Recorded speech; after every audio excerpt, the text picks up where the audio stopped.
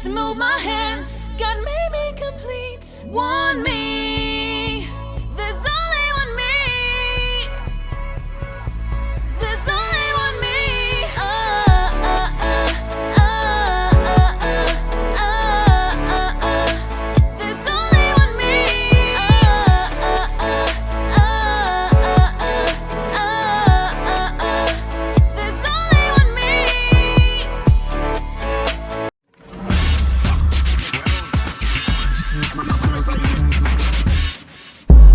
Hello friends and welcome to Grow TV. I'm Stacy.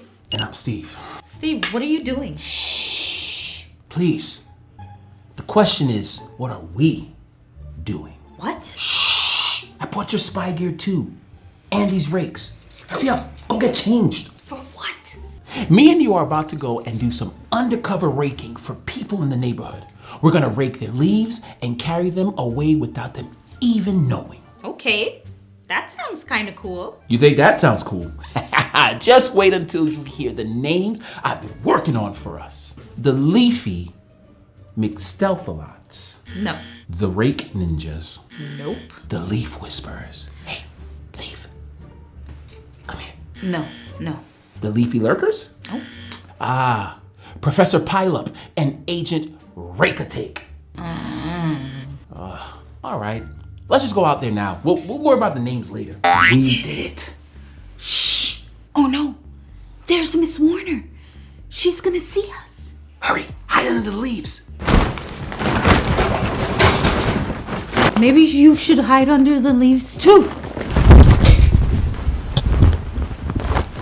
Hi, Steve. Hi, Stacy. Hi, Miss Warner. We blew our cover. Quick, let's tell Miss Warner not to say anything to anyone else. Actually, I've been thinking. If we're doing all this work that we're gonna have to do over again, we might as well let people know we did it. So they can thank us and tell us we're really awesome and stuff. What's the point of doing it otherwise, you know? Agent Rake-a-Take. The point is that helping people out is the right thing to do. Think of Mr. Campbell down the street. You think after the tough year that he's been having, he's gonna wanna get out and rake? No! It doesn't matter if he notices. We need to help. I guess you're right. And if we're gonna actually do the whole name thing, then you're actually Agent Rake-a-Take, and I'm Professor Pileup. Anyway, there's a story in the book of Esther where a man named Mordecai is challenged to follow God to do what is right when he thinks that no one will ever know. In Esther, chapter 2 and 6, there's a story about a courageous queen named Esther and her wise cousin Mordecai. They both trusted God and made choices to honor God even when those choices were hard and even dangerous. Let me see if I remember the story right. One day, Mordecai was sitting near a palace gate when he overheard two of the king officers plotting something terrible. They were planning to harm King Xerxes. Nailed it. So, Mordecai had to make a choice. Should he stay quiet or do something to stop their plan? Esther 2:22 says, Mordecai found out about the plot and told it to Queen Esther, who in turn reported to the king. I think that was a good choice. Because of Mordecai's warning, the officers were arrested and the king was safe. And then Mordecai's act of courage in saving the king's life was written down in the King's Official Records, which was like a big book of important events in the kingdom. But I don't know if anyone even read it because no one rewarded or even thanked Mordecai at the time. Rude? But later something important happened. One night, King Xerxes couldn't sleep, so he asked someone to read from the big book of records. Sounds like that would put me right to sleep too. This person just so happened to read about Mordecai's act of bravery, and the king realized he had never thanked Mordecai for saving his life. Just then, Haman walked in, a high-ranking official who planned to destroy Mordecai and all the Jewish people. But before Haman could share his evil plan, Xerxes asked him a question. What should be done for the man the king delights to honor? And this conceited guy Haman thought Xerxes meant him. So Haman suggested something extravagant, to give him a royal robe and a ride on the king's horse through the city, having someone shout, This is how the king shows honor. Oh, sorry. Xerxes loved the idea and told Haman to do all of this for Mordecai. Imagine Haman's shock.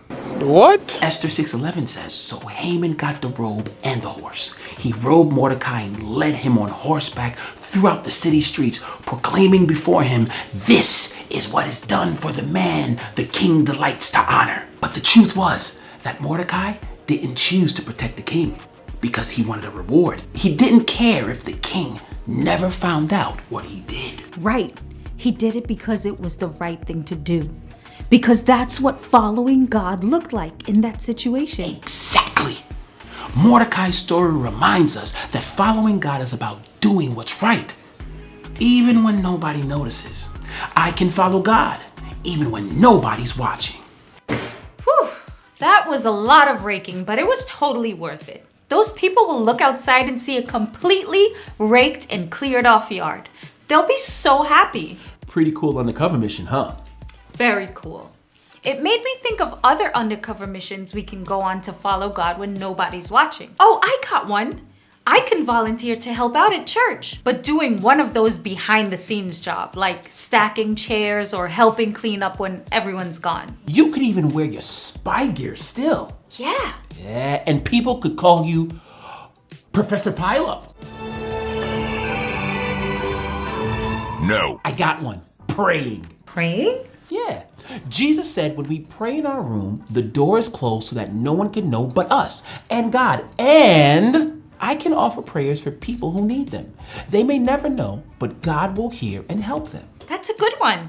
There's a lot of ways we can follow God when nobody's watching. And speaking of helping others, I brought you these extra leaves from outside because I know you wanted to make a leaf angel. Thanks, Ace. Well, I bought you some extra leaves too, in case you wanted to make a leaf fort. It's been fun top secretly raking leaves with you. And learning a cool Bible story with you. It's always good to learn and grow together. Bye. Today's Bible story comes from Esther chapter 2 and 6.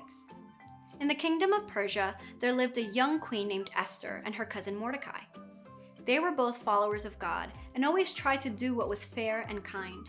One day, Mordecai was sitting by the palace gate. He overheard two of the king's officers planning to hurt King Xerxes. Would Mordecai tell someone? Or would he keep quiet? He quickly decided to send a message to Esther, telling her about their terrible plan. Esther got the message to Xerxes, and those officers were stopped. Whew! All this was recorded in a big book that belonged to the king. They even wrote down that it was Mordecai who saved the king's life by sending the message to the queen. One night, Xerxes couldn't sleep. He asked someone to read the big book of records to him. They read about how Mordecai uncovered the plan to hurt Xerxes. The king wanted to do something special to thank Mordecai. At the same time, Haman was on his way to see the king. Haman was a powerful leader who was really mad at Mordecai. Haman was planning on destroying Mordecai and his people. But before Haman could say anything, Xerxes asked Haman a question. What should I do for someone I want to honor? Haman thought the king was talking about him. So he asked for the best things, like giving the man a royal robe and riding on the king's horse throughout the city while people announced, "This is how the king shows he's happy with someone." Xerxes liked the idea and told Haman to do all those things for Mordecai. Now Haman had to be the one leading a parade through the streets, saying, "This is how the king shows he's happy with someone," while Mordecai wore a royal robe and sat on the king's horse. But Mordecai didn't choose to protect the king because he wanted the prize. He just knew that's what God wanted him to do. Even when nobody saw him or said thank you right away, he did the right thing anyway. Choosing to follow God comes from our love for God. It doesn't matter if someone is with us or no one is. I can follow God even when nobody's watching.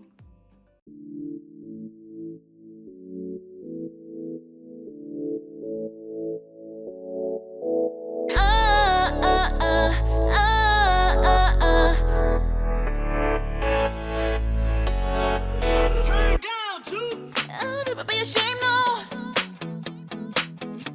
I'll never be afraid, no.